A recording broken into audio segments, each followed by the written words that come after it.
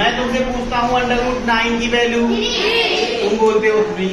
मैं कहता हूँ √16, तुम बोलते हो 4। मैं कहता हूँ √25, 5। तुम ठीक है। उसके बाद मैं तुमसे पूछता हूँ √36। तो देखो जितनी भी परफेक्ट स्क्वायर नंबर्स होती है, बहुत ध्यान से सुनना बच्चे, जितनी भी परफेक्ट स्क्वायर नंबर्स होती हैं उनका रूट हमें निकालने में कोई दिक्कत नहीं होती। लेकिन जरा सोचो कि अगर मैं तुमको कह दूं √26 तो आपको समस्या हो जाएगी। मैं तुमसे कहूं √35 तो तुमको समस्या हो जाएगी। आओ एक एग्जाम्पल लेते हैं और देखते हैं कि ये जो परफेक्ट स्क्वायर के नंबर्स के बीच में नंबर्स आती हैं इनका हम लोग स्क्वायर रूट कैसे निकालते हैं। ओके कमान जल्दी से इधर देखो।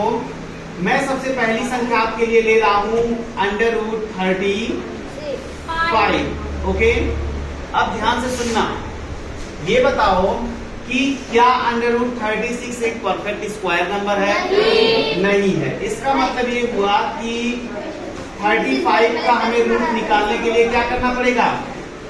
हमको डिवीजन मेथड से जाना पड़ेगा। चलो इधर देखो, दशमलव लगा दो यहाँ पे, उसके बाद तुम 0 बढ़ाते चले जाओ। 0 बढ़ाते समय आप कितना भी 0 बढ़ा सकते हैं। कुछ लोग कहते हैं 2, 4, 6, 8। मैं कहता हूँ कितने भी 0 बढ़ाओ कोई दिक्कत नहीं है। बस एक बात याद रखना जो मैं अब तुम्हें बताने जा रहा हूँ, ध्यान से इधर देखो। ये जो दशमलव के लेफ्ट हैंड साइड में डेसिमल देख रहे हो यहाँ पे, इसके लेफ्ट हैंड साइड में तुम पेयरिंग इधर से करोगे। किधर से? इधर से। हालांकि यहाँ पे 2 ही नंबर है तो पेयरिंग ऐसे होगी, कोई दिक्कत। लेकिन डेसिमल के उस साइड में, राइट हैंड साइड में, डेसिमल के राइट हैंड साइड में क्या होगा? इधर से पेयरिंग होगी। किधर से? इधर से पेयरिंग होगी। ये और इस तरीके से अगर जरूरत पड़ी तो आगे भी हम लोग पेयरिंग कर सकते हैं। चलो पुराना मेथड सबको पता था। पुराना मेथड क्या है? पुराना मेथड ये है कि इसमें आप टेबल्स पढ़ते हो। 1 मिनट रुको। अब देखो इसके पहले हम लोगों ने बात कर लिया है कि ये जो 35 वाला है इसको कैसे करेंगे ये बताओ। यहाँ पे किसका पहाड़ा कितनी बार ले जाए कि 35 से ज्यादा ना हो। तो यहाँ पे आप सेलेक्ट करते हो नंबर 5। चलो 5 पंचे कितना? 25। ठीक है। अब 35 में से जब आप 25 को घटाओगे कितना आएगा? यहाँ पे आएगा 10। और इन दोनों को क्या किया जाता है? 10 जोड़ लिया जाता है। 5 5 10। बात समझ में आई? अब तुम ये देख रहे हो कि तुम्हें पता है, इतना तो तुम्हें आइडिया आ गया है कि यहाँ पे एक नंबर है जो आपको दिख नहीं रहा है। इसका मतलब यहाँ कम से कम 100 है और यहाँ पे कितना है? 10। इसका मतलब इसका पहाड़ा इसमें जाने से रहा। बोलो हाँ या ना। इसका मतलब यहाँ जो दशमलव के बाद वाले अंक हैं इनको हमें उतारना पड़ेगा।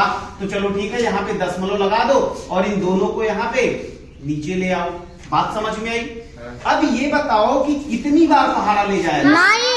9 टाइम्स। आओ चलो देख लेते हैं। 9 टाइम्स अगर हम पहाड़ा ले चलते हैं तो कितना हो जाएगा? 9 9 81। 9 को 0 से गुणा कराइएगा और उधर 8 था तो यहाँ क्या हो जाएगा? 8। 9 1 9। ये बात किसको नहीं समझ में आई?